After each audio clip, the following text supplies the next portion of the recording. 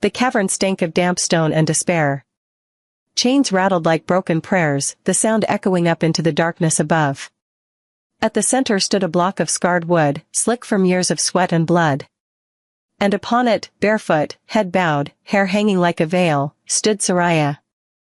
The auctioneer's voice cracked through the air like a whip. Lot 19. Soraya of the disgraced Red Claw line. Wolfless. Marked. Cursed. His lip curled on the last word, as though even speaking it tasted foul. We begin the bidding at 1 copper. Laughter rolled through the crowd. A copper coin, for a human life. For a girl who had once carried the name of a proud pack, now stripped of wolf, stripped of kin, stripped of worth. Soraya kept her eyes on the boards beneath her feet. The wood pressed splinters into her skin, sharp reminders of the humiliation she would not let herself cry over. She had no wolf to bristle beneath her flesh, no inner strength to lend her defiance. Only silence where a soul should have been. Her family had cast her out without ceremony. No embrace, no final words. Only the brand on her forearm, an ember-shaped mark that glowed faintly in torchlight, proof of the curse they said would doom them all if she remained. They had sold her for less than the price of a mule. The auctioneer tapped his ledger impatiently. A copper. No? Not even for breeding stock? Look at her face, gentlemen, she could warm a barn, if not a bed. Mocking chuckles. Heads turned away. No hands raised. Soraya closed her eyes. Better to be ignored than to be chosen by the kind of men who prowled these markets. Better to be unseen. But then the doors groaned open, heavy wood shrieking on rusted hinges. A hush swept the crowd. Boots struck stone in rhythm.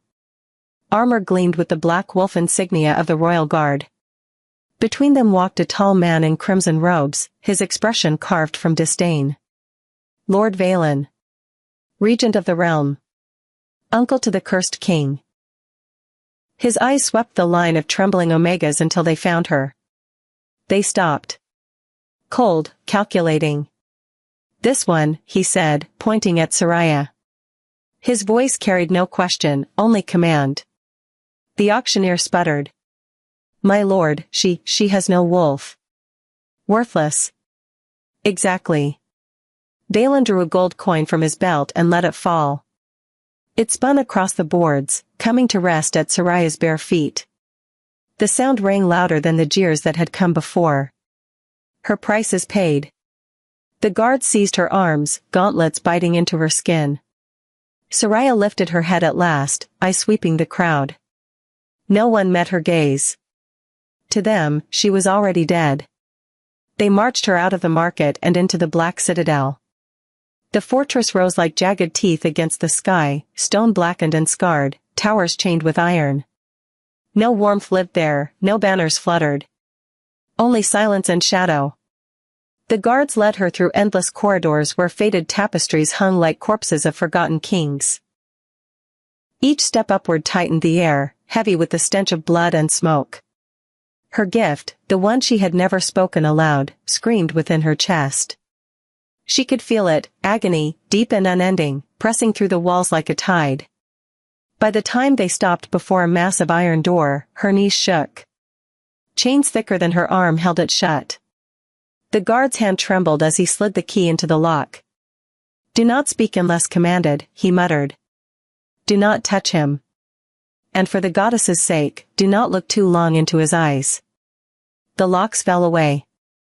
The doors groaned open. The chamber beyond was ruin. Claw marks gouged deep into stone. Splintered furniture lay scattered.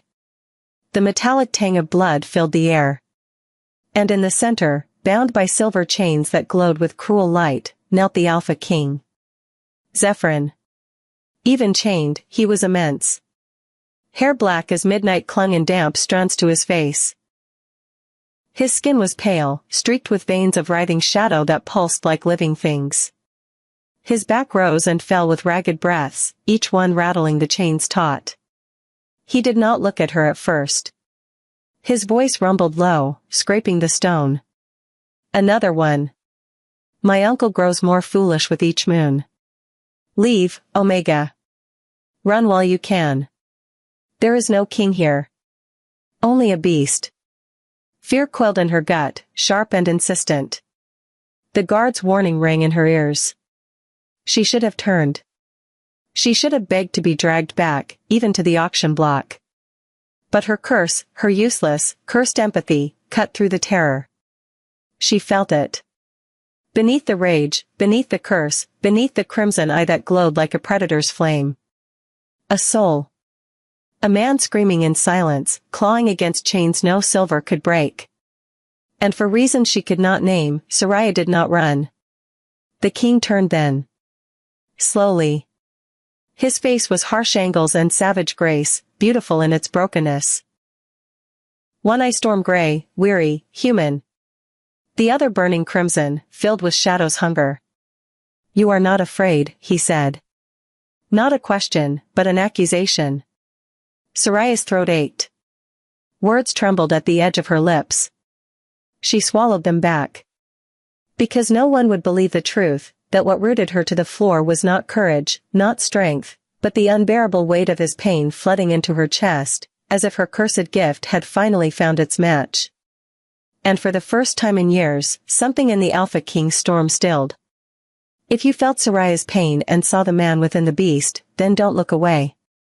Subscribe to the Alpha's Romance Library, because this is only the beginning, and the fire has only just been lit. The chains rattled with a sound that was less metal than thunder. Zephyrin lifted his head, and the weight of his gaze pinned Soraya in place. He was larger than legend had painted him. Shoulders like stone, muscles corded tight, the silver bindings cutting so deep that blood ran in dark rivulets across his chest. The black veins writhed under his skin, alive with their own hunger, pulsing toward his neck, his jaw, his face. One eye burned crimson, bright as a forge fire. The other, storm gray, belonged to a man barely holding on. Soraya could not move. Not because fear rooted her, though fear quilled sharp in her belly, but because her gift bound her where she stood. The cursed empathy that had marked her useless all her life now screamed in her chest, pressing pain into her bones that was not hers. His agony. It struck like iron to the ribs, 1,000 knives sinking all at once. This was not a beast. This was a man drowning.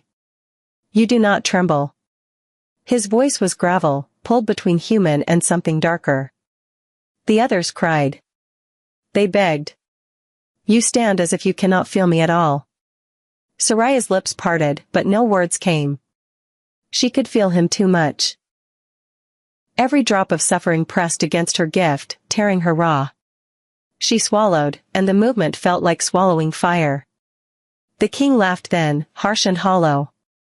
So wolfless that you cannot even fear. His lip curled, exposing teeth too sharp to be fully human. My uncle sends me broken toys to keep me entertained while the curse eats what remains of me. His body convulsed. The chains groaned. The black veins pulsed brighter, racing down his arms, into his hands. His claws scraped the stone, gouging deep scars as if the fortress itself recoiled. The crimson eye flared, drowning the gray in red. The blight was rising. The guards had warned her, do not speak unless commanded, do not touch, do not breathe too loud. But none of that mattered now. She felt the moment his soul slipped further beneath the tide. She felt the shadow clawing up to devour what was left. Her voice broke from her before she could think. You're still in there. It was foolish.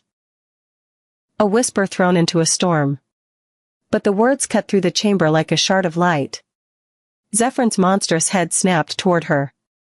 The crimson burned, searing, but for an instant, just an instant, the gray eye blinked through. Why?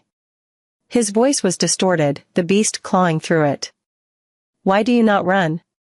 Her heart slammed against her ribs, but she held his gaze. Her throat was raw, but she forced the words out. Because no one should suffer alone. Silence fell, heavier than chains. The curse trembled inside him, raging, but the crimson dimmed. His body shuddered violently, and he collapsed forward, breath ripping from his chest in ragged bursts. The black veins writhed, then receded just enough to leave his skin pale and soaked with sweat. Soraya staggered closer before she realized what she was doing, her bare feet splashing into the blood that pooled at his wrists. She should have recoiled. She didn't. For a heartbeat, the beast seemed held at bay. Zephyrin lifted his head slowly. His face was carved in shadow and torment, but his eyes, the gray now steady, the crimson faint, watched her with a question he did not know how to ask. His voice rasped, raw. How? She had no answer. She shook her head, trembling as much from the weight of his pain as from her own fear. She did not know how she had done it. She only knew that when she had looked at him, when she had felt him breaking, her own hollow soul had reached for him and refused to let go. The chains slackened as his strength drained. He sagged back against the stone dais, every breath a battle. The door groaned open behind her. Lord Valen stood framed in torchlight, his smile thin and sharp. His eyes flicked between the king and the girl kneeling before him. For a moment, his mask slipped, and Soraya caught the flash of displeasure. The wolfless Omega had not broken. How surprising, the regent said smoothly, voice dripping with false relief. You are still alive. Zephyr's gray eye narrowed. His voice, though weak, carried the steel of a king. She stays. Valen's lips curved tighter, but he did not argue. He only inclined his head, his smile hiding teeth. Of course. Whatever suits you, my king. The door shut. The locks clicked home. Soraya sat in the silence that followed, her breath ragged, her body shaking. She had not soothed him. She had not healed him. She had only delayed the storm. But for the first time, the beast had listened. And that meant the man was not gone. If this moment struck you, if you felt the storm pause inside him, subscribe to the Alpha's Romance Library, because the bond that begins here will tear the world apart before it's done. The door's iron tongue slid home and left a hush that was not empty at all. It was thick with spent terror, copper-sweet blood, smoke from a fire gone low. Soraya stood until her legs stopped shaking, until breath returned to a body that had tried to forget what air felt like. The Alpha King did not look at her. Chains hummed faintly as the blight retreated, the sound like metal cooling after the forge. She moved the way you approach a wounded animal, slow, announced by every small noise she could not hide. Coals. Kindling. Spark. The fire crawled back to a steady glow and turned the ruin into a room again, a cracked dais, a table split by claw, tapestries hanging like ribs. She found a dented basin, filled it at the cistern, and brought it to him with both hands open, as if carrying a prayer. He watched. He did not reach. So she knelt within the circle of his chain but outside the reach of his hands and set the basin down. The steam made a pale ghost in the cold. She did not speak. She let it be a choice. After a long, hard minute, he dipped his shackled wrists. The breath that left him wasn't relief so much as shock. Water hurts when it touches what a curse has scorched from beneath. He wrung the cloth and pressed it to the welt at his throat where silver had burned his skin to keep him from tearing it out. The sound he made then was human. She found another rag and mirrored him, only she pressed hers to her own shoulder as if she had bled there. It looked foolish. It felt necessary, to show that pain need not be carried alone in this room. Night taught them a rhythm. When the black veins flared, she steadied her breath and counted, 4 in, 6 out, a lullaby she'd never been given.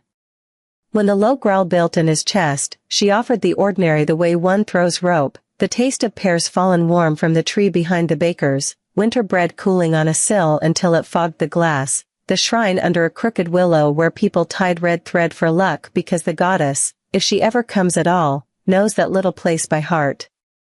The stories were small on purpose. Not sermons, not spells. The ordinary as anchor.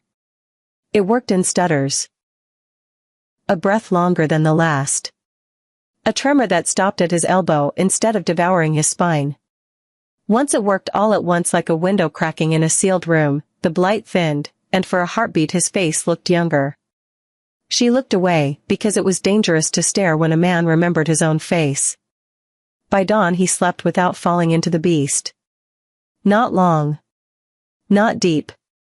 But he slept. She did not. She watched the tide line where shadow eased and told herself a thin victory is still a victory if it holds. Morning brought a tray shoved through a door open just a hand's width, bread hard as a promise, cheese harder, meat that tasted of salt and hunted years. She ate with her fingers. He didn't. Not until she slid the tray piece by piece into the chain's radius and then looked away like it had nothing to do with him. He tested her with refusals. He refused water until she drank first. He refused food until she pretended not to watch. He refused to ask for news and then asked without asking. Is the river still low? Do the markets open at first light? Did frost come early? She answered with small truths that matter. Spring thaw smells like metal and thawing rot before it remembers flowers. Honey figs bruise sweet and vendors lie easier when sweetness is true. Frost came early, the last apples died on the branch.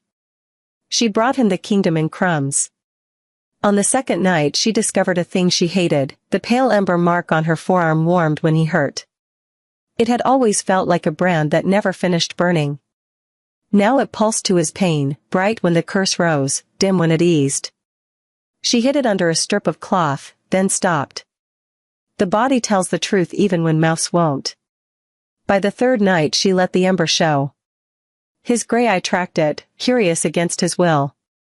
She began to clean ruin into order. A table righted. A rug dragged straight. A path cleared from fire to dais to door so no one would stumble when the night went bad. The way you live is the way you fight, even if your hands never touch a blade.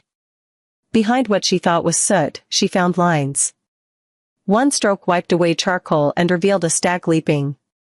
Another, and wolf circled an old tree whose roots wrapped a crescent moon.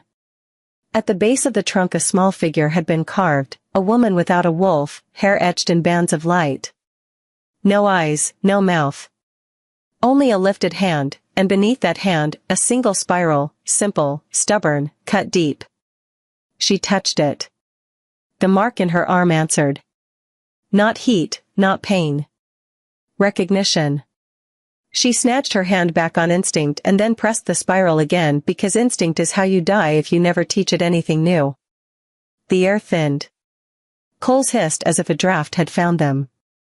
On the dais his breathing changed, deeper, as if stone itself had eased its grip around his ribs. She did not wake him. Secrets are not always lies. Sometimes they are seeds and you get one chance to plant them in ground that might take. Daylight found them in a pattern that felt almost like a truce.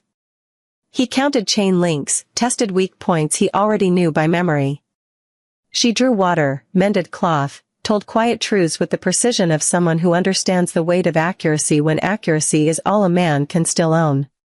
Sometimes she caught him looking at the window, not the sky, at the way light sketched the air itself. Once she named the old pack songs sung to midwinter newborns, and his mouth shaped the first note without sound, a ghost of a memory pressed to a door he could not open. At dusk the blight came like a black tide with teeth. He went from listening to breaking in a breath. She did not startle. New victory. She knelt just outside the reach of his hands, set her eyes a little lower than his, and kept counting breaths until the count replaced the roar. She told the fire about the rain on the little shrine's roof. She put rain in the room. He matched it because drowning men will sometimes take the rhythm of any boat that comes. He did not transform. After, wrecked and emptied, he sat with his back to the dais and let the chain rest slack in his fingers. She reached for the basin. This time he dragged it closer himself. She didn't help. She wet a cloth and wiped ash from the back of her own hand like that had been her only errand. His gaze slipped to the ember in her skin. The first question about her, not the world. What is it? She could have called it a curse.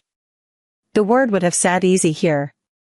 A warning, she said softly, and the way she said it made it a vow. Sometimes, a key. He didn't ask what door. He didn't need to.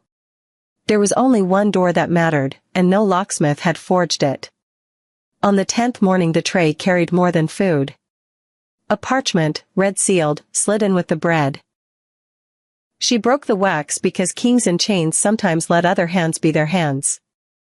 The decree was polished as a blade. Tributes will rotate at dawn each 7th day to maintain propriety. The wolfless subject will be removed to lower quarters for reassessment. Words careful enough to hide their teeth. They meant, what works will be broken. They meant, attachments will be cut. She set the decree down like something edible and could not make herself look at him while the letters cooled in the air. Instead she went to the mural and pressed her palm to the spiral. The tower breathed. Light ran along old grooves like water finding a dry creek bed after first rain. Symbols woke, root, track, moon split and mended. At the center, a mark flared that matched the ember in her arm not by resemblance but by identity. Behind her, the chain whispered over stone. Not far. Farther than he had walked toward anything that wasn't meant to be destroyed in months. He came to the end of the chain. The sentence he used was not a command and not a plea. Do it again. She did. The lines brightened. The air eased. The thing inside him, what took and tore, leaned forward. Not to devour. To listen. That night the blight came late and left early. No one sang. The basin didn't spill. Some victories are too new for celebration. You put them in your mouth like a coin and hold them there so no one can slap them out of your hand. Dawn pried through the arrow-slit windows. Keys rattled at the door. Not the soft, tired rattle of the ordinary guard, but bright and deliberate, like a man who wants to be heard arriving. The kind of music made by someone who believes the room already belongs to him. Soraya was on her feet before the first lock turned. The king did not stand. He didn't need to. He had another kind of rise, the one that happens behind the eyes. The chain whispered across stone. The door swung wide. The regent's smile came in first. By order of the council, the tribute rotates at dawn. She placed her palm against the spiral before anyone could tell her not to. The stone woke like it had been waiting for refusal. Chains and secrets. Some you break. Some you use.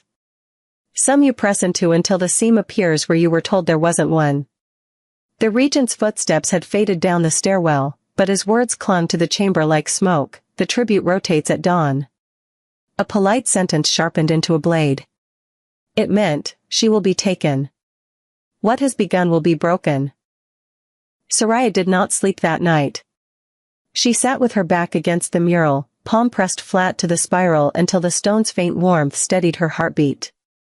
Every time her eyes drifted shut, she felt the prickle of being watched. Maybe it was only her gift, raw and restless. Maybe it was more. The Alpha King did not sleep either. He leaned forward in his chains, watching the fire gutter low. His gray eye caught the light, the crimson one smoldered, dim but never gone. When dawn scraped pale across the arrow slits, he spoke without looking at her. What is it? His voice was low, carved thin by exhaustion. That mark on your arm. That stone. Why does it answer you? She could only shake her head. I don't know. He turned then, both eyes pinning her, one human, one beast. You should know. Because whatever it is, it frightens me. The honesty in that admission hollowed her chest.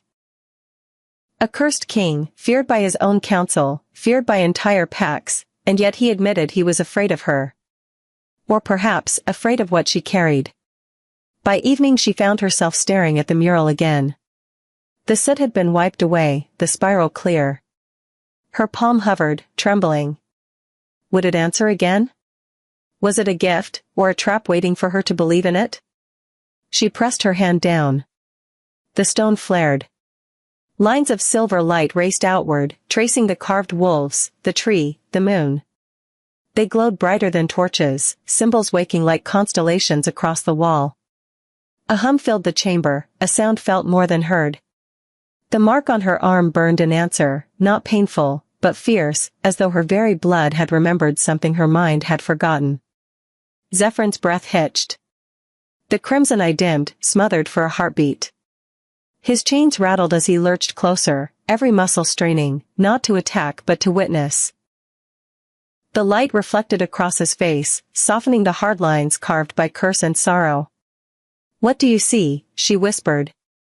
He stared at the glowing wolves, the woman without a mouth, the spiral blazing at the center.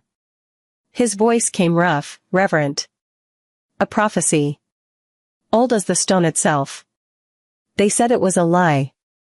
That no wolfless child could hold fire." The light pulsed once, as if denying his doubt. Soraya's knees weakened. She tore her hand away, and the glow collapsed into darkness, leaving only the faint warmth of stone. The air felt heavier without it, as if something had withdrawn behind a veil. That night she dreamed. She stood in a forest where every tree burned with silver flame but did not turn to ash. A wolf of smoke and stars circled her. It had no eyes, yet she felt its gaze pierce deeper than any blade. Its voice came from the marrow of her bones, "Child of silence. Child of ash. You are the ember the darkness cannot drown." She woke gasping, the taste of smoke still in her mouth. The king was already awake, sitting forward in his chains, studying her. "You were speaking," he said. Her stomach dropped. "What did I say?" He repeated it word for word, the prophecy spilling from his mouth in a tone that did not mock, only weighed. When he finished, silence pooled between them. "Do you know what it means?" she asked. His gray eye met hers. "Prophecies mean nothing until blood makes them true." But, his voice cracked on a note she had not heard before, hope. "If it frightens us both, then perhaps it is real." The days blurred after that. Each evening she touched the spiral, and each time more symbols flared to life, the moon split in halves, a flame in cupped hands, a wolf standing beside a woman marked in light. And each night, when she closed her eyes, she dreamed the silver forest. The wolf spoke the same line, sometimes softer, sometimes sharp as a blade, "The ember the darkness cannot drown."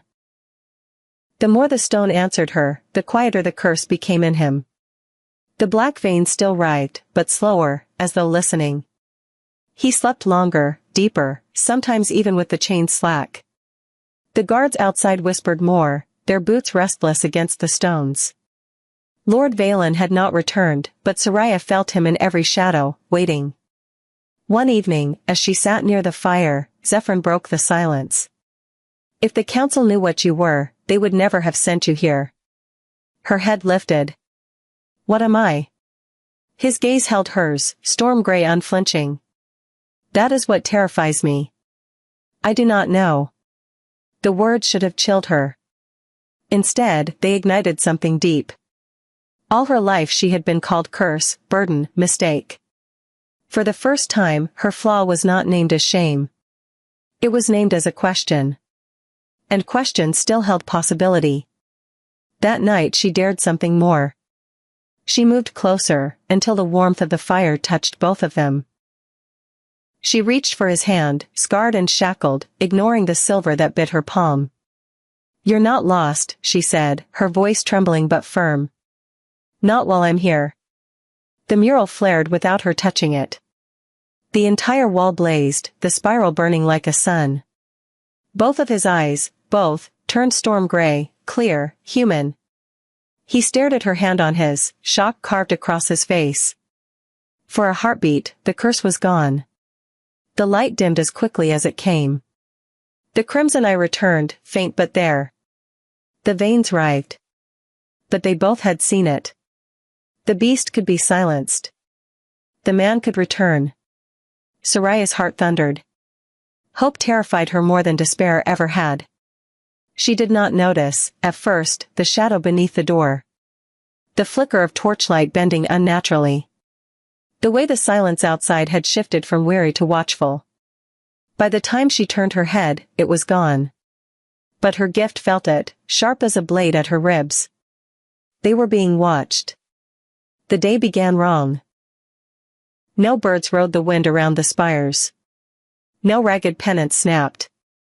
The air above the citadel felt held, as if a giant hand pressed down on the sky to keep it from breathing. Soraya tasted metal on her tongue the way a storm tastes, like a nail between the teeth. The guards outside shifted more than usual, boots scratching, murmurs clipped short.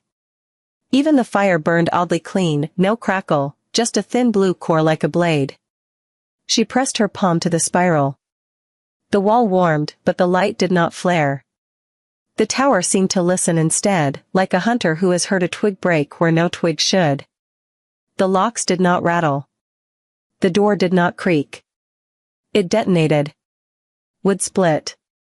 Iron screamed.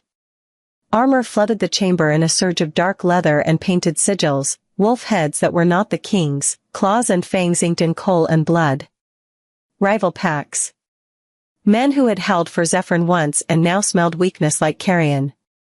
They fanned wide, blades held low, eyes hungry. The leader stepped through last, tall, hair bound with iron rings, mouth shaped into a sneer polished by practice.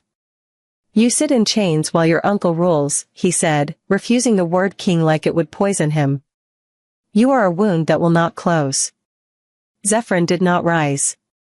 He didn't need to. His presence rose, quiet, heavy, the sound a room makes before thunder. Chains hummed at his wrists. The crimson eye brightened to a coal. The gray stayed steady. "Leave." The alpha laughed and flicked his blade toward Soraya without looking at her. "Take the girl." 2 soldiers moved. Soraya's body did what terror teaches, went still, made herself small, tried to be stone. Then the mark in her arm pulsed hard and hot, and instinct learned a new lesson. She stepped sideways into the mural's reach and laid her palm on the spiral. Light ran. It shot along ancient cuts like water turned to fire, licked the wolves and the moon, poured across the floor into a bright seam that stopped right at Zephyr's bare feet. The soldiers flinched, one swore, stumbling back as if the light had teeth. The rival alpha recovered fast. "Tricks," he spat. "Burn the wall if you must, kill the curse." They surged. Silver rang on stone.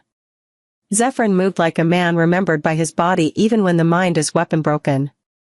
He yanked chain for leverage, turned it into a flail, tore men off balance with nothing but the weight of iron and his wrist's brutal strength. Every motion fed the thing under his skin, every breath shook with the effort of not letting it. The blight answered violence like wine, too sweet, too easy. Black veins rose and writhed. Crimson burned. The room dimmed around him. Soraya dragged the basin, kicked it toward his reach, made herself small and useful and unafraid in the only ways that did not break him. She spoke low and even to the fire because talking straight to a drowning man sometimes makes him spit out the only air he has. "Rain on the willow shrine," she told the flames. "Bread on the sill. The river in thaw. Count with me. 4 in. 6 out." The mural brightened under her palm as if it agreed to the rhythm. Steel kissed Zephyr's shoulder. Blood answered. The curse leapt like a starving dog loosed from its chain. He roared. It wasn't a king's sound. It wasn't even a beast's. It was a noise that makes stone remember it used to be mountain. Rebels wavered. 2 ran. The leader did not. He drove forward, blade low, cruelly sure of where men in chains cannot shift. Horns answered from deep below, 3 long blasts that meant loyal guard at the inner gate. The tower changed its breath again, this time with the relief of men who know the other side of a door will meet them. The rebels hesitated the way all cowards do when someone else might be coming to keep accounts. "End it." The iron-ringed alpha snarled. "Now." They pressed. Soraya pressed too. Spiral to palm. Light to stone. The seam on the floor brightened to a bar. When the leader stepped over it, his boot smoked, and he jerked back with a curse, skin blistering. Fear found the room. It didn't sit with Soraya. It sat on the men who had thought the king's body was the only thing they had to break. Then the regent came. Not in a rush. Not with dirt on his shoes. Lord Valen walked through ruin like a man visiting a gallery. Four soldiers shadowed him, polished and silent, carrying long poles strung with looped silver salt chains that stank of alchemist's ash. "How messy," he said softly, eyes bright and pleased. "You force my hand, nephew." Everything in Soraya went cold. The rival alpha's sneer cooled into caution, even he knew when real power entered a room. Dalen did not look at the mural. He looked at Soraya's hand on it. "Charming," he said, smile thin. "And unsanctioned." He lifted 2 fingers. The pole men moved with a smoothness that said practice. They weren't after the king. They were after the wall. Hooks bit stone. One chain looped the carved tree. Another cinched the ring of wolves. The men pulled in unison. The mural shuddered, dust sifted. The light under Soraya's palm flared desperate, then guttered like a candle in a gust.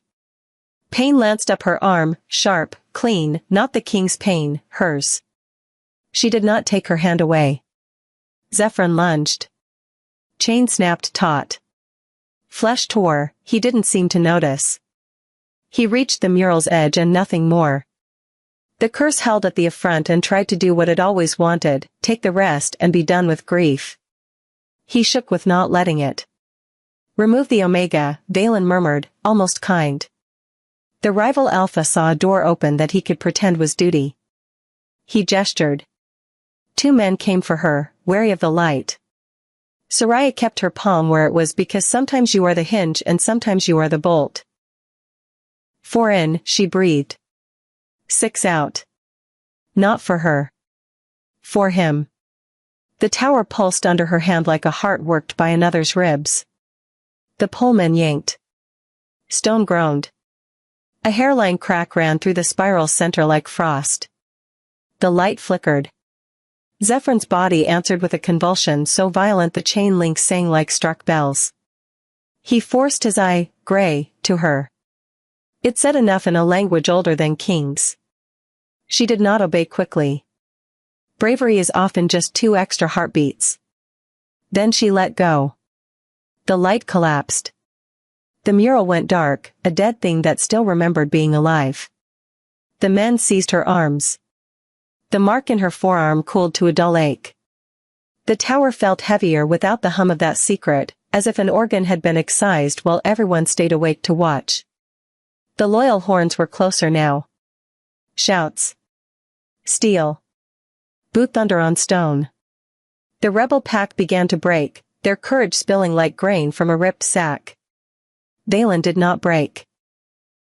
He stepped back from the line of the mural and smoothed a non-existent crease from his sleeve. "The council's rotation stands," he said lightly, like discussing menu courses. "The wolfless subject will be reassessed." Zephyrin went very still. Stillness like deep water.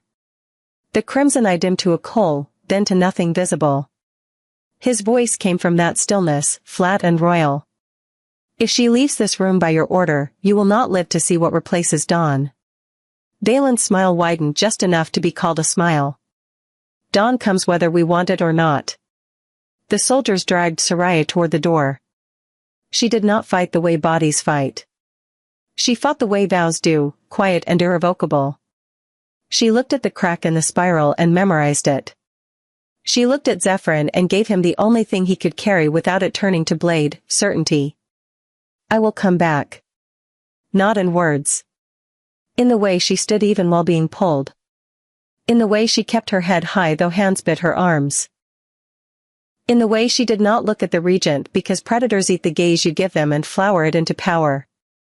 The loyal guard finally hit the threshold, steel on steel, shouts, the rebel alpha swearing as he wrenched men toward retreat. Chaos spun. Dalen stepped aside and let chaos write its own excuses for him. The polemen released their chains, the mural sagged with a sound like something old giving up. The last thing Soraya felt before the door slammed was the tower's breath pushing against her back like a wind that wished it had hands. The last thing she saw was Zephyrin, head lifted, chain slack in one fist, eyes steady and terrible, not the beast's blaze, not the king's steel, but both married into a promise. Separation is a kind of battlefield. Sometimes you lose ground so you can measure exactly how far you will have to march to take it back. In the corridor, the world narrowed to torch smoke and the scrape of boots. Her mark throbbed in time with a heart that wasn't hers. She let it. Let it tell her how badly he bled. Let it map the hallways by the way pain echoed on stone. She counted turns. She counted guards. She counted breath. 4 in. 6 out. She stitched a plan into those numbers because numbers hold when nothing else does. They dragged her down, out of the towers listening. Away from the room where stone had dared to take her side. The mural's crack traveled with her behind the eyes. She did not cry. She made a vow so sharp it could be a key. Not to the curse. Not to the council. Not to him who smiles while he ruins. I will return, and when I do, the seam they tried to hide will open. The citadel swallowed her. The tower above went quiet. Quiet is how knives are drawn. The cell they cast her into was not meant for comfort. Damp walls wept moisture that trickled into grooves worn by centuries of other prisoners. The straw smelled of mildew and mice. A single torch guttered in the hall beyond the bars, its light more shadow than flame. Soraya sat on the floor with her back to the stone, arms wrapped tight around her knees. Her wrists still stung from where guards had gripped her too hard, the marks bruising purple beneath her skin. But it was not the bruises that made her tremble. It was the absence. The mark on her arm, her cursed ember, was quiet. Not extinguished, but dulled, as though distance had severed a thread she had grown used to tugging. She could no longer feel the king's pain pressing against her ribs. For days she had lived inside his storm. Now silence roared louder than screams. She told herself this should be a blessing. To be free of his torment was to be free of her own. Yet the hollowness was worse than agony. It was like the space inside her chest had been scooped out and left cold. The regent's words haunted her, tribute rotates at dawn. That meant another Omega would be sent up to the tower. Another sacrifice. Another girl to die in silence while she rotted here. The thought twisted her stomach until bile rose. Her gift stirred faintly, as though sensing her despair, and for the first time since she had been taken, Soraya prayed, not to the goddess who had abandoned her, but to the mark itself. If you are curse, burn me. If you are key, open something. Anything. The torchlight flickered. The iron lock scraped. Zephyrn's voice was the last she expected to hear. Low. Rough. Dragged across gravel. Stand. Her heart stuttered. She scrambled to her feet, clutching the bars. He stood in the hall beyond, chains still at his wrists, silver biting his skin. 2 loyal guards flanked him, faces pale as though escorting a storm. How? Her voice cracked. He cut her off.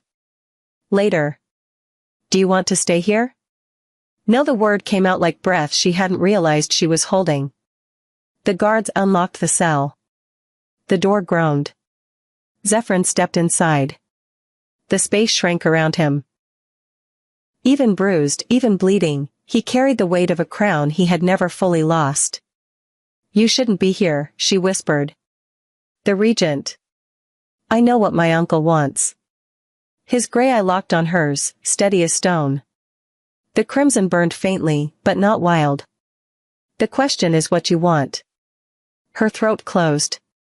No one had ever asked her that. Not her family, not the market crowds, not even herself. She shook her head, unable to form an answer. He stepped closer, so close the heat of him filled the cold. You spoke to me when no one else dared. You touched the wall when every soldier feared it. You calmed what chains could not. And still you doubt. I'm not, her voice broke. I'm not enough. I don't even have a wolf. The chains at his wrists rattled as he lifted one hand. His fingers brushed the mark on her forearm, gentle where the metal was cruel. The ember flared at his touch, light pulsing beneath her skin. Wolves can be broken, he said quietly. What you carry cannot. You are not less. You are different. And difference is what frightens them. Her eyes blurred. No one had ever spoken of her curse as anything but a stain. To hear it named as strength cracked something open inside her. But it will destroy you, she whispered. His lips curved in a bitter smile. Then let it. Better your fire than his chains. She shook her head, heart pounding.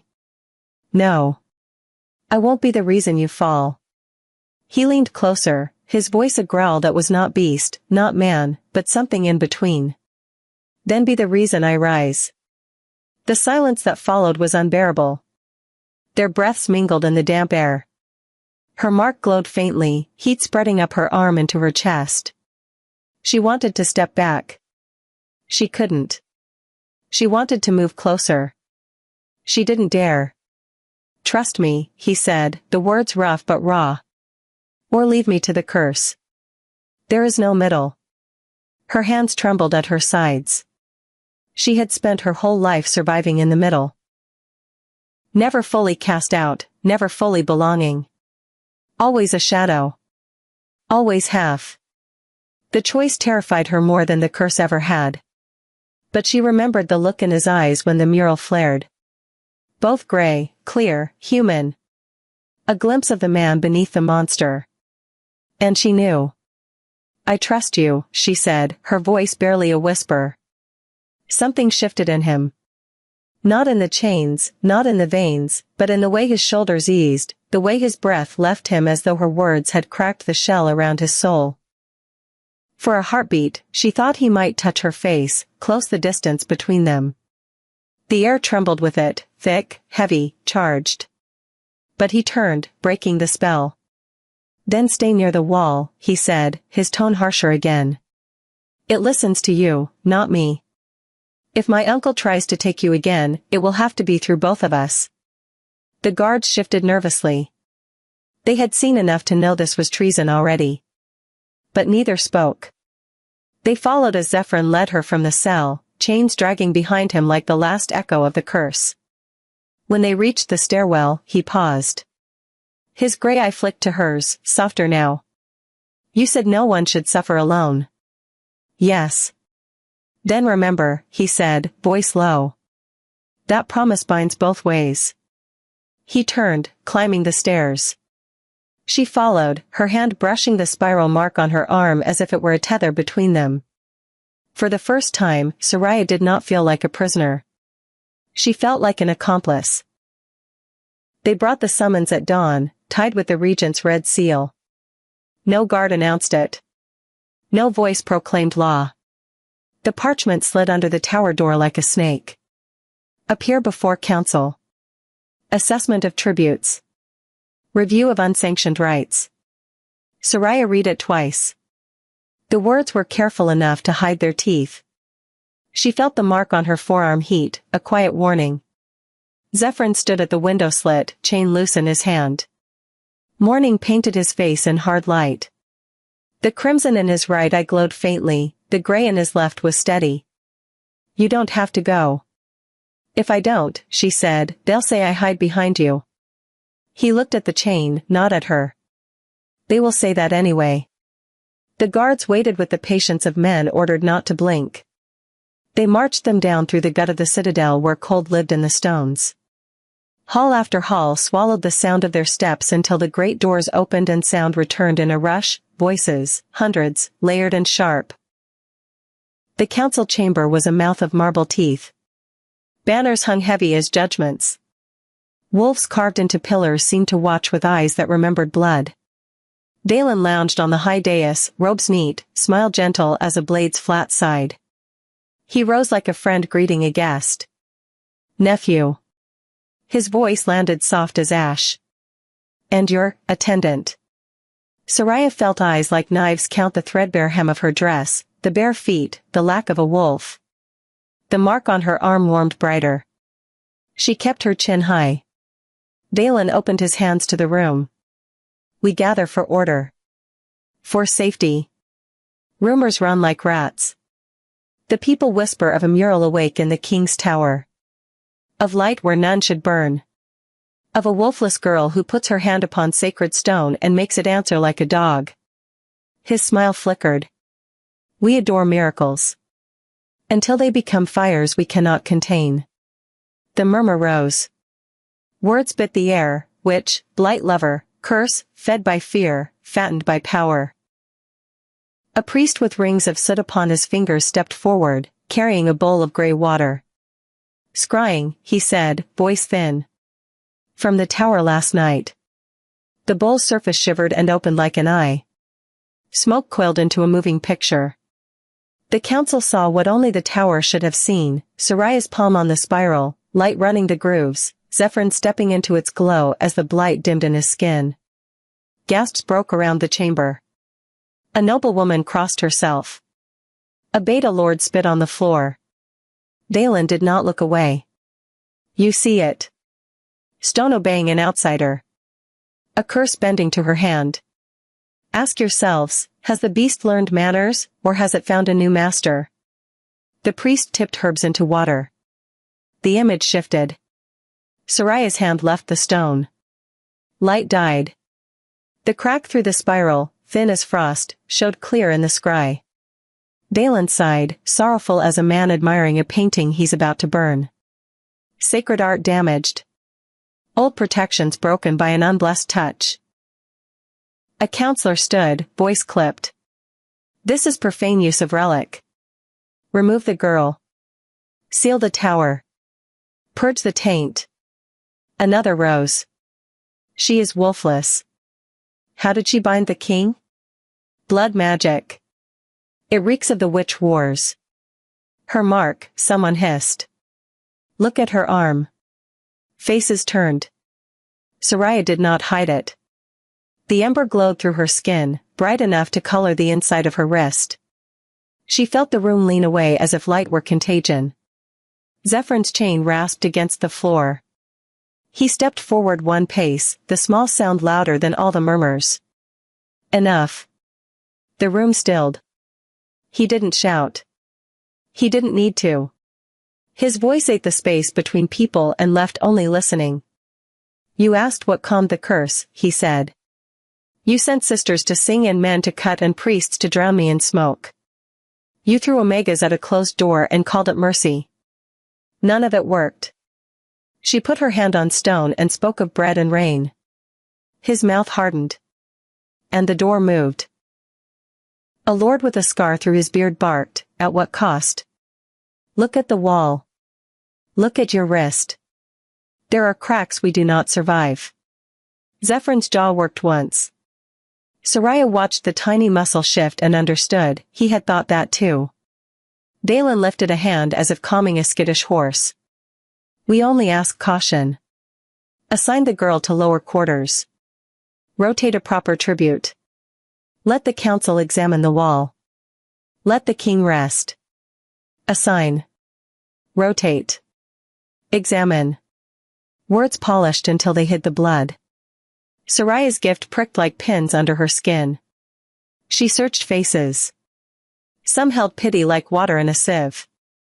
Most held fear. A few held hunger, in the eyes of men who knew a new kind of power when they saw it and wanted it in a knife. Your Majesties. The priest tilted the bowl. New smoke coiled. A second image swam up, blurry, then sharp. A corridor. 2 loyal guards dragging a struggling figure. Soraya recognized the knot of her own hair, the set of her shoulders. The priest's voice went soft. We followed orders. We rotated tribute. The image rewound to Zephyr in the dungeon, chains still at his wrists, stepping into her cell. The smoke slowed, focused, sharpened until even the iron of his cuffs gleamed. Breaking confinement, a counselor intoned. Defiance of decree. Dalen's face flickered with something like hurt. It was theater with fine seating. Nephew. I begged patience. You chose rebellion. Zephyr did not look at his uncle. His gaze slid across the chamber to land on Soraya, not like a king to a subject, not like a man to a weapon, but like a man to a cliff he was deciding whether to jump. Then he spoke, and the cliff cracked. She stays, he said. Under my protection. For a heartbeat Soraya's lungs remembered air. Then Valen moved his fingers, small, precise, and the priest dropped a pinch of black dust into the scrying bowl. The smoke bloomed into a third image, a courtyard charred in a ring, soldiers coughing, armor blackened. A captain limped through the frame, palm blistered. The wall's light burned men, the priest said. When the girl touched it. It obeys her. It harms others. The bowl rippled. And the crack spreads. A hiss went through the hall like tall grass and wind. Soraya knew the scene. The polemen, the hooks, the crack. But this cut it into a different shape. The ring of heat had protected her and the king, the blistered palms belonged to men who tried to bind sacred stone like cattle. Truth, cleaved and salted. Zephyr's fingers tightened on chain until blood beaded. She saw the hesitation hit him, not disbelief, not rejection. Calculation. The kind rulers use when they measure the whole against the one. It lasted only a breath. One breath is an ocean when you are drowning. The council tasted it. So did the crowd. Soraya felt the floor tilt. She tasted iron. She kept her chin lifted because if she dropped it now she wouldn't find it again. Valen's voice slid in, silk over a snare. Choose your people, Zephyrin. Or choose the fire that will burn them. A beta lord raised a chant, for the pax. For the law. Others picked it up, quick to stand behind a chorus that hides fear. Zephyrin turned. His gray eye, clear as winter water, met hers. Not king to subject now. Man to woman. He breathed in, slow. She counted it without meaning to. 4 in. The crimson in his other eye dimmed as if listening. 6 out. Walk with me, he said, to her, not to them. Valen's smile vanished. Panic fluttered under lace. Seize her. Soldiers moved. The chant swelled. A spearhead flashed. Soraya didn't think. The body interrupted her, palm up, mark blazing, breath a bellows. The ember in her arm flared so bright she felt the bones of her hands sing. Light leapt from skin to air, a ribbon snapped straight. It struck the spear and threw it sideways with a noise like ice exploding. Shock froze the nearest line of men. The light didn't burn flesh this time. It burned metal. Chains buckled. Shackles spat sparks and fell from Zephyr's wrists like dead snakes. Silence gulped the room. Soraya stared at her hand, horror and awe fighting in her throat. She hadn't meant to free him.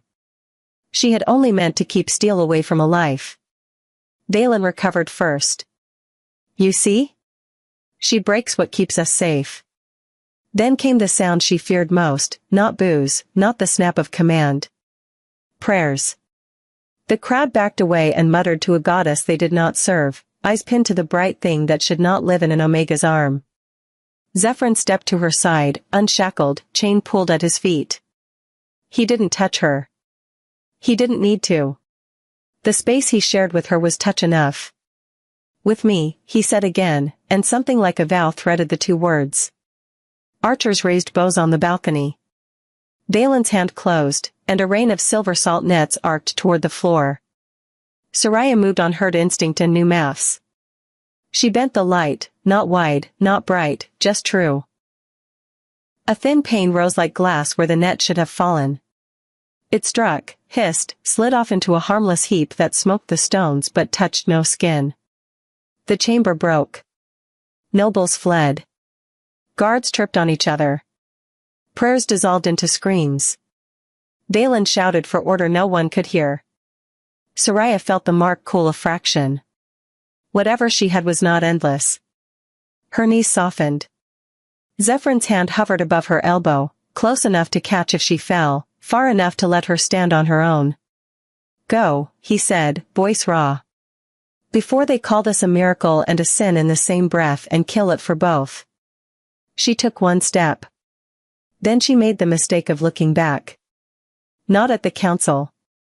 At the mural visible through the distant arch of the tower passage, only in her mind, only where memory put it, bent by a crack she could not unsee. Betrayal has many mouths. The council's fear. The regent's smile. The breath he'd taken while measuring the many over the one. She did not blame him for it. She bled anyway. She ran. Not away from him. Toward the only door that had ever opened, stone and spiral, breath and light. The chamber behind exploded into chaos. Dalen's orders followed like gnats. Zephyr's footsteps followed like thunder. Above them, the tower learned what a promise sounds like when it finally decides which side it's on. The tower breathed like a wounded beast.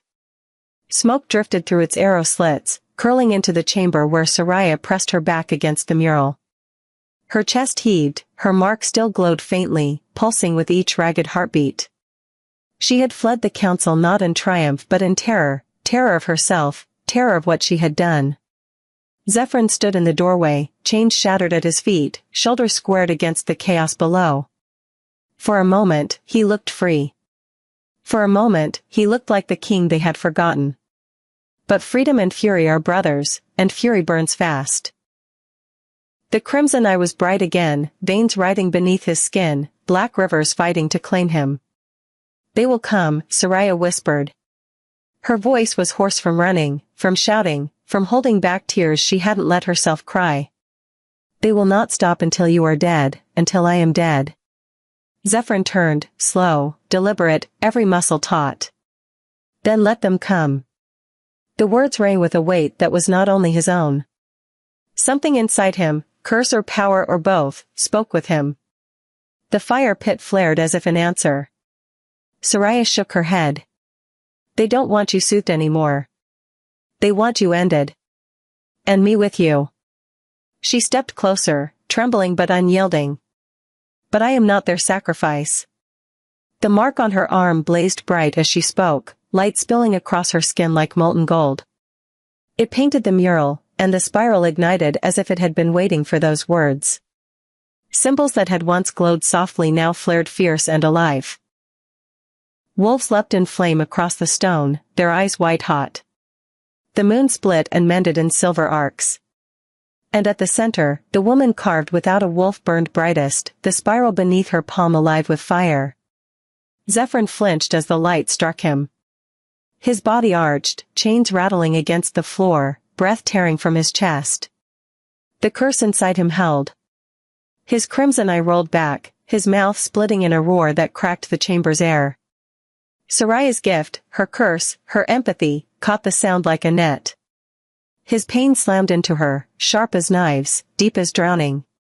She doubled over, hands pressed to her stomach as though she'd been stabbed. But she did not fall. Stay with me, she shouted, her voice raw. She pressed her palm harder against the spiral, feeding its light, dragging her own fear through the ember mark and out into the room. You are not the beast. You are not the curse. You are my king. You are Zephyr. The mural answered. Light burst outward in a wave that knocked torches from their sconces, sending sparks spinning through the air. The stone groaned underfoot. Far below, the citadel shook. Guards scrambled into the stairwell, shouting, their armor clattering like hail. Soraya heard their boots pounding closer. She felt the moment they reached the landing, and she felt when the spiral's light lashed outward, slamming the doors shut before they could enter. Their fists pounded against iron, but the tower did not open. Zephyr staggered toward her, every step a battle against his own flesh. Black veins spread across his chest, but the gray eye fought through, clear as stormlight. You, he rasped. His body shook violently, as though the beast inside him was ripping at his ribs. You can't, hold this. Her knees trembled. Sweat poured down her face. Her breath came in shuddering gasps. She thought he might be right. She thought she might break. But she met his eye and found her voice steady. Yes, I can. And then she did something no one had dared before. She stepped into his reach. He staggered back, panic in the crimson blaze. No. She touched his chest. Right over the worst of the veins. The curse screamed. It poured into her hand, dark fire trying to devour, to twist, to make her hollow. She screamed too, but not in fear. In defiance. She pushed back, not with strength, not with a wolf she didn't have, but with the same quiet, stubborn empathy that had always lived in her. The gift that calmed horses, quieted babies, soothed broken men at the edge of themselves. She poured it into him. I am not your sacrifice, she said through clenched teeth. I am your anchor. I am the ember. And I will not let you drown. The mural spiral blazed white-hot. Light flooded the chamber, wrapped both of them in brilliance. His roar mingled with hers, curse and gift colliding until the stone walls shook and the guards outside fell silent in awe or terror. And then, suddenly, silence. The black veins receded. The crimson eye dimmed, flickered, and went dark. Both eyes, gray now, locked on hers. His chest rose and fell with heavy breaths, but they were breaths of a man, not a beast. He collapsed to his knees. She followed, clutching his shoulders, both of them trembling as the mural dimmed to a faint glow. You, he whispered, voice raw, torn, awed. You pulled me back. Her hand still pressed to his chest. She felt the faint echo of the curse, weaker now, chained not by silver but by light. Not just back, she said softly. Through. And in that moment, she knew, this was not the end. This was the beginning of war. Because she had not been sent to soothe him. She had been sent to die. And instead, she had lit a fire that would burn through every lie the council had told. The tower held its breath after the light went out, the way a body does when pain has paused but not passed. Soot drifted in the wake of brilliance. The mural's spiral cooled to a dull ember, a thin crack running through its center like a line a blade might take. Soraya leaned her forehead to the stone and listened to the citadel's heartbeat thudding through the rock, boots, shouts, bells, the churn of fear into rumor. Zephyrin sat on the dais with his hands braced on his knees, the broken cuffs lying like shed skins at his feet. Both eyes were gray now, storm-sober, rimmed in red. Sweat slicked his temples. The black veins that once writhed beneath his skin had thinned to faint threads that pulsed in time with the mark on her forearm, as if the curse had learned a quieter language. They'll say it was sorcery, he said, voice sanded down to truth. They'll say you bent the tower. They'll say I am your mouth and not your king. They've said worse, she answered, and tasted how little comfort that was. Bells tolled 1, 2, 3, then a fourth that only rang for executions and coronations. A sound that made men straighten their collars and women gather their children. The air shifted, somewhere beyond stone and stair, crowds were being herded toward the great square. When fear needs proof, it makes a spectacle. Dalen will build a pyre, Zephyrin murmured. He'll call it a cleansing.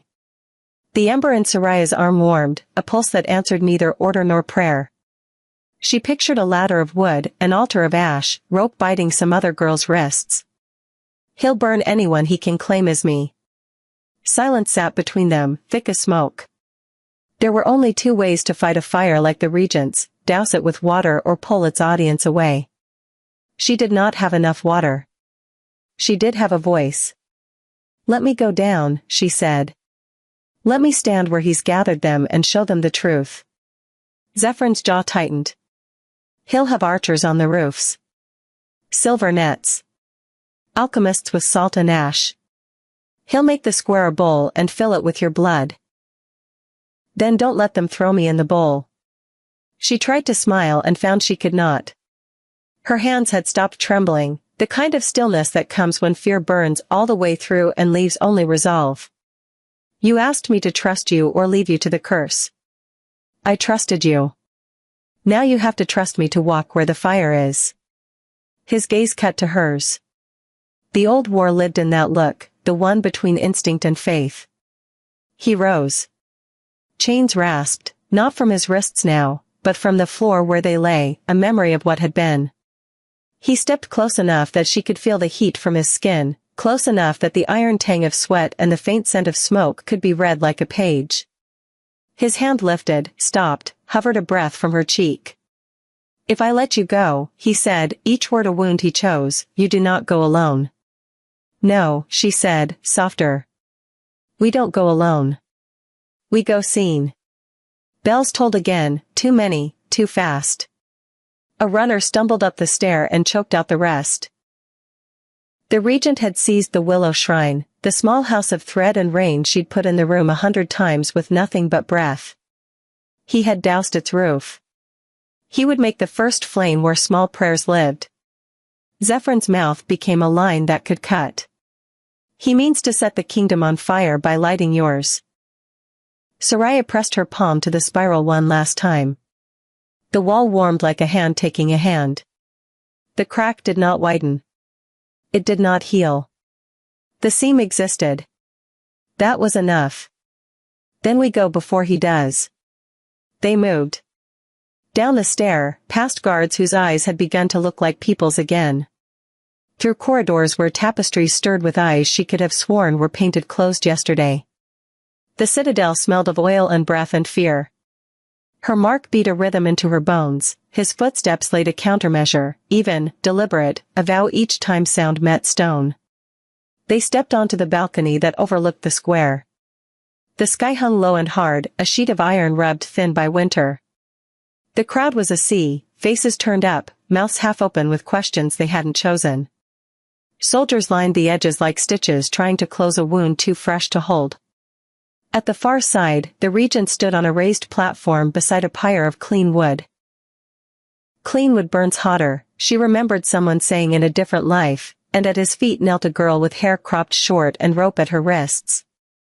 Not Soraya. Close enough for a crowd. Dalen lifted his arms. The square quieted like a beast trained to sit. People of Blackwood, he called, voice smooth and loud. You have been told a story, of a king saved by a miracle, of a tower lit by holy light. Look what such light does to men. He gestured. 2 soldiers dragged forward a wretch with blistered palms and a face like baked clay. He'd been one of the polemen who hooked the mural. Pain made him mean. Meanness made him useful. She burned us, he shouted. She burned the wall. She'll burn you. The crowd rippled, fear turning to shape. It is faster to hand a mob a match than to hand it a map. Zephyr stepped to the balcony's edge. He did not roar. He did not call for silence. He simply waited until his stillness outshouted Valen's show. Heads turned. Bows tipped. The regent's smile didn't falter. Ah, he said, the king. Your alpha, Zephyr answered, and the word hit bone. I was broken. You know it. You heard me howl. You sent sisters and blades and smoke. None of it held. He turned his head, not toward the crowd, but toward her, so that when he spoke next the people had to look at the girl to whom a king lent his eyes.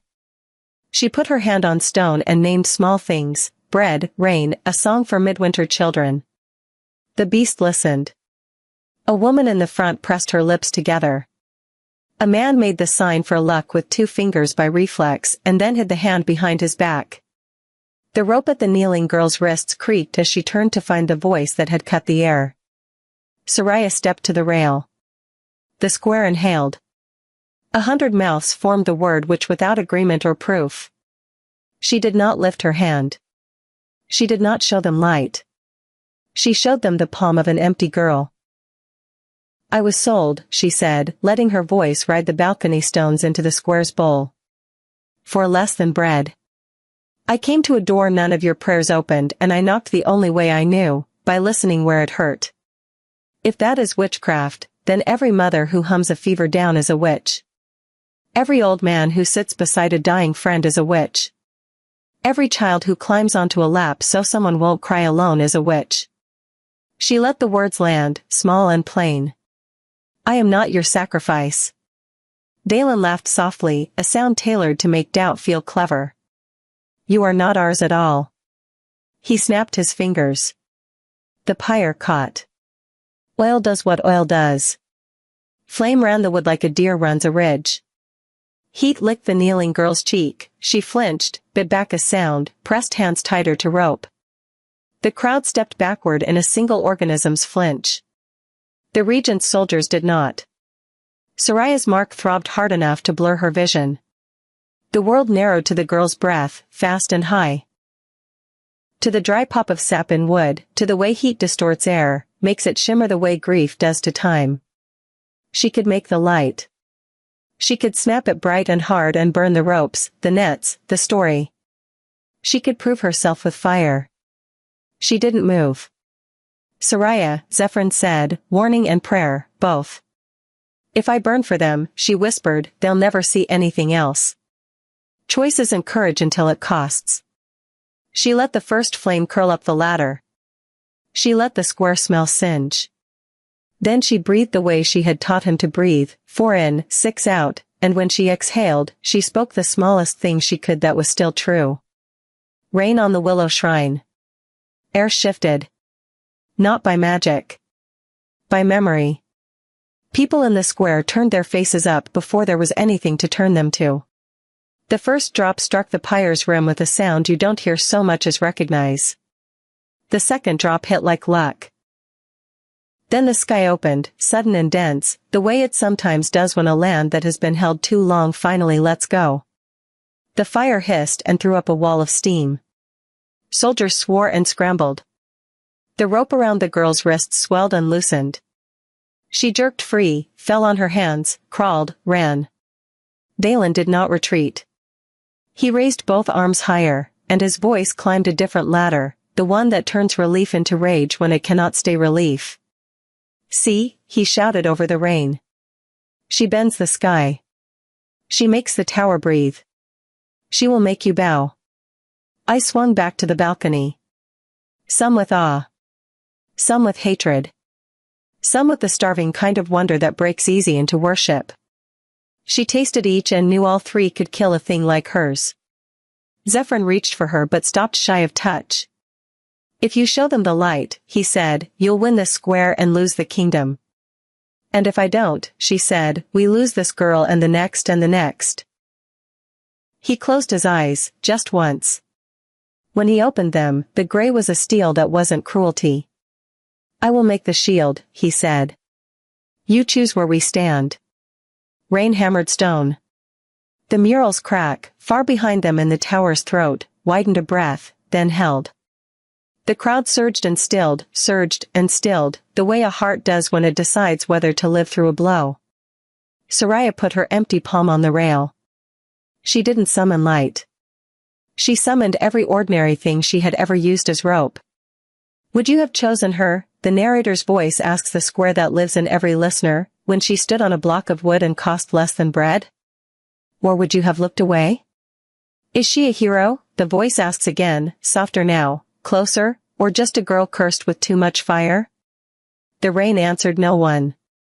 It only fell. The rain had broken the pyre but not the crowd. Steam drifted up in ghostly columns, blurring torches and faces. People pressed together in the square, torn between awe and fear, between the story they had been fed and the story they had just seen written in water. Soraya leaned against the balcony rail, soaked, trembling. The ember on her forearm still glowed, dim but steady, a stubborn star under her skin. Beside her, Zephyrin stood tall though his breath came heavy, his hair plastered to his forehead, his robe dark with rain. Freed of chains, he looked every inch the king again, yet his crown had never felt heavier. Dalen did not falter. He stood on the drenched platform below, robes clinging like shadows, face composed. His voice carried, smooth as oil on water. See what you have brought upon us. Storms at her whim, chains broken at her touch, fire quenched by a hand unblessed. You think this is salvation? This is dominion. You are no freer tonight than you were yesterday, you are enslaved to her. The crowd stirred, uncertain.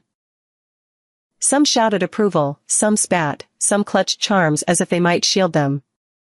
Zephyrin's voice cut through, low but unshakable.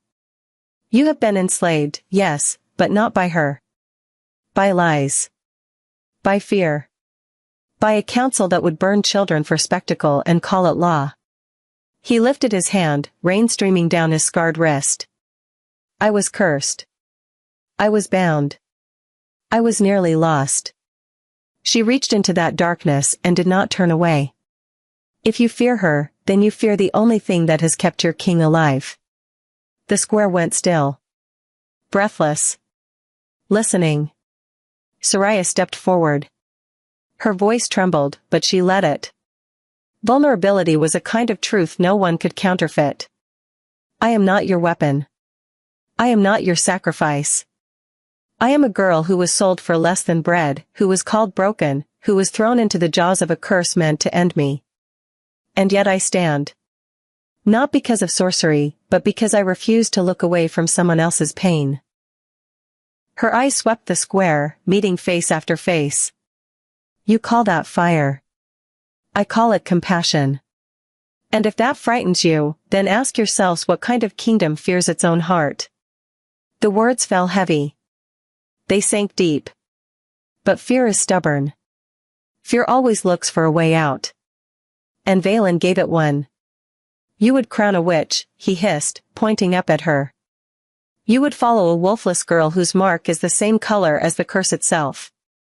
Today she quenches flame. Tomorrow she may turn it on you. Do not mistake survival for salvation. The soldiers around him shifted uneasily. The crowd murmured, torn, confused.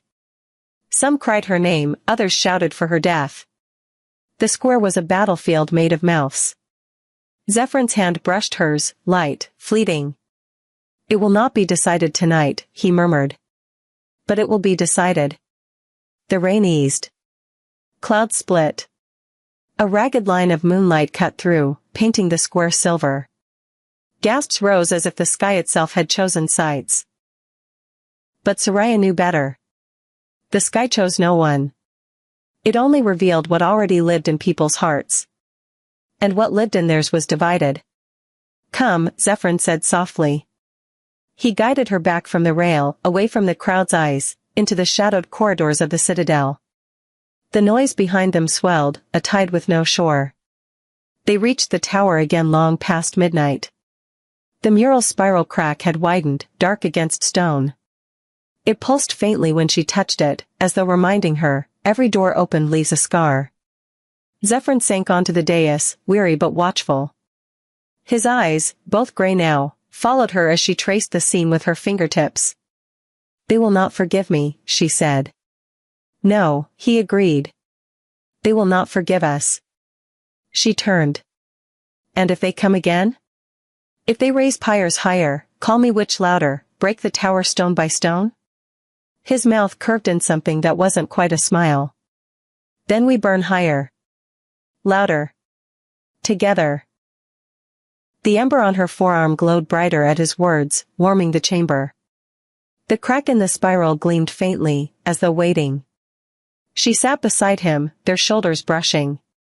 For a moment, the world outside did not exist. For a moment, it was only two people who had been told they were broken and had found something unbreakable in each other. Yet beyond the tower walls, the kingdom shifted uneasily. Whispers spread through packs and courts, through streets and fields. Some called her savior. Some called her curse. All agreed on one truth, the world had changed. Soraya closed her eyes and breathed. 4 in. 6 out. Rain on the willow shrine. Bread on the sill. A voice in the dark saying, you are not alone. The curse was not gone. The council was not broken. The war had only begun. But she was no longer a sacrifice. She was no longer forgotten. And as the night deepened, and the mural spiral pulsed once more like a heartbeat beneath her hand, a whisper rose from cracks and shadows alike. This isn't over. If this ending left you restless for more, subscribe to the Alpha's Romance Library, because the story of the Forgotten Omega and the Cursed King has only just begun.